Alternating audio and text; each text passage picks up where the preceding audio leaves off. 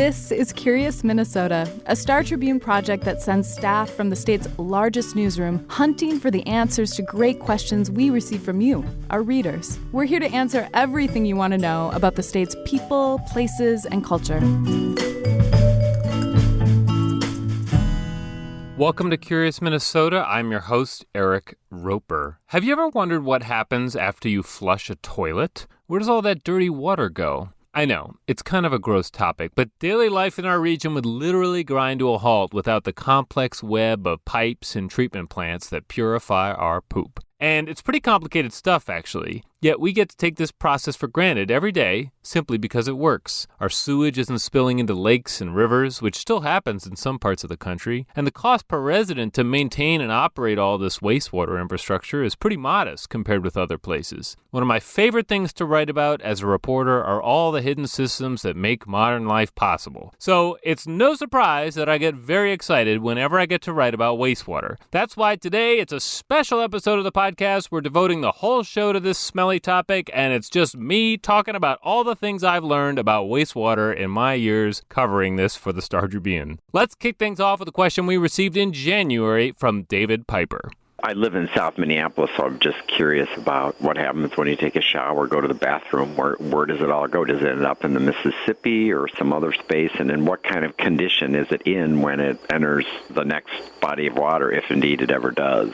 Now, I wrote a story answering David's question in April, focusing on what goes on behind the scenes at the behemoth treatment plant at the center of our wastewater system. And we'll get to that in a moment. But let's start back at your house. After you use the toilet, take a shower, or do the dishes, what happens? Well, all that dirty water flows out of your home to pipes owned by whatever city that you live in, often in the middle of the street. But eventually it reaches bigger pipes owned by the Metropolitan Council, the agency that runs our wastewater system. These pipes are known as interceptors, and they're kind of like highways for our poop. One of them is actually buried 200 feet beneath Interstate 94, between Minneapolis and St. Paul. If you live in Forest Lake or somewhere far from the plant in St. Paul, your water might spend an entire day traveling on these pipes. Now let's talk about how big all of this wastewater infrastructure is. The network of pipes is 600 miles long, which means if you put them end to end, it would reach to Kentucky. So on average, they're about 4 feet wide, but if you're getting closer to the treatment plants, they can be up to 14 feet wide, which is a pretty big pipe, but it's collecting all that water that's coming from the different pipes around the region. And inside, it's a pretty rough environment, as you can imagine. When all that dirty water sloshes around in the pipes, it's releasing hydrogen dioxide, which starts to corrode those pipes from the inside. So that's why the Met Council spends a lot of money, about $100 million a year, repairing and rehabbing the system underground. Now, we're not building a lot of new interceptors these days, but back in the 1990s, when the metro area was sprawling outwards, there were these huge debates over where they should go and whether the new pipes were contributing to urban sprawl. I actually keep a map of this interceptor system beside my desk at work, which I know is strange, but the reason is because it's directly tied to the development patterns in the Twin Cities. So why is that? Well, it costs a lot to build these pipes. So to keep the system running efficiently, the Met Council tells cities that send wastewater for treatment to plan for a certain amount of housing development. So when you look at the map of what's serviced by the wastewater system, it can sort of be a proxy for the urbanized part of our metro area. Okay, before we get to the science of how it's treated, let's talk about my favorite bit of wastewater history, which has to do with a particular pipe that crosses the Mississippi River just north of the Lake Street Marshall Avenue Bridge. We can't see it, but it carries most of South Minneapolis' wastewater to be treated in St. Paul, including mine. But how that pipe got there is pretty amazing. In the 1930s, divers wearing lead shoes, lead belts, and those old-fashioned metal diving helmets bolted 48-foot-long, 20-ton pipes together in thick mud at the bottom of the Mississippi River. All that work was done using compressed air wrenches. And there's pictures of this, and I'll link in the show notes to a really interesting little photo essay of what this looked like. But here's how the Minneapolis Tribune recounted the experience of a diver in 1937. Quote, "In the first place, the water is so dirty it is impossible to see more than 12 inches, even with the aid of a powerful light. And it isn't easy to feel one's way around, lugging air wrenches and other paraphernalia, and it's still harder to work with heavy apparatus needed to move the several tons of pipe into place. Also, the bottom of the river isn't the warmest place in the world in October, even with a heavy diving suit on. And yet we still use this pipe every day. Isn't that amazing?" So, where does all the water go? Well, for about 70% of the Twin Cities, our waste flows to the southeast corner of St. Paul, to the Metropolitan Wastewater Plant, which has been humming along for more than 8 decades, 24/7. It's one of the largest wastewater plants in the country, treating more than 170 million gallons of water a day. The plant is informally called Pig's Eye because of its location next to Pig's Eye Lake. It's a pretty heavily industrial area dominated by rail yards and businesses that are shipping raw materials up and down the river. And half a century ago, this area was also home to a massive dump that was regularly on fire. So you get the idea. It's not a residential area. Once the water gets to the plant, it flows through screens that are spaced about half an inch apart to remove all the things people might flush down the toilet, from condoms and feminine hygiene products to potato chip wrappers and fast food containers. I've seen this pile of stuff in person, and I promise it's just as disgusting as what you're likely picturing in your head right now. That material is all sent to a landfill.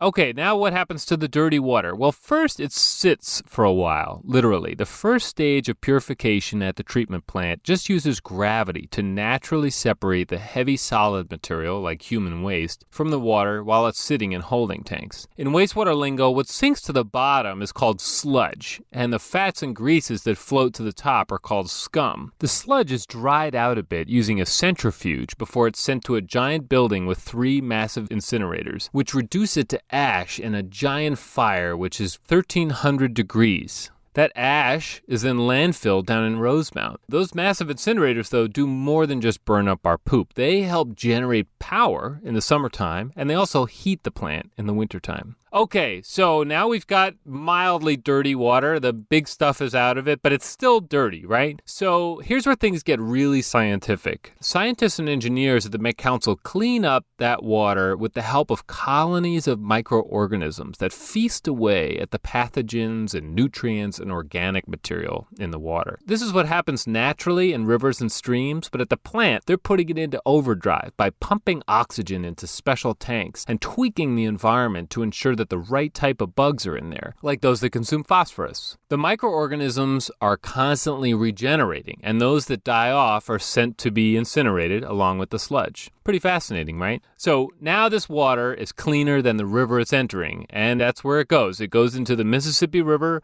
and sometimes in the summer months it gets sort of a bleach treatment to get a little bit of a disinfectant, but basically it's very clean water. Now, it's not clean enough to drink, which is a question that comes up occasionally. You would want to send this water through a drinking water plant, such as Minneapolis, for example, takes its water from the Mississippi River upstream of the Metro plant, and there are special filters, carbon filtration, and things like that happen at that plant to get it to a level where it's acceptable to drink. So the Metro plant is just one of the council's 9 plants, and the other ones are much, much smaller than the Metro plant. And most of them do not incinerate their sludge. Some of them send sludge to the Metro plant to be incinerated, but others have interesting ways of disposing of the sludge. So in the Lake Minnetonka area, for example, that sludge is actually pelletized to make fertilizer. That's after it's passed through an anaerobic digester, which removes pathogens. And something similar happens at a plant in Dakota County, where the sludge goes through the digester to remove pathogens, and then it's left out to dry before it's actually applied directly to farmland. So one issue with the incineration is, well, what do you do with all this leftover ash, right? You certainly reduce the volume quite a bit, but there is still ash that remains after that process. State agencies have been studying what to do with our leftover wastewater ash since at least the 1980s. One report in the 80s concluded it could be used to make asphalt or concrete for building roads, though it's unclear how often that ever happened.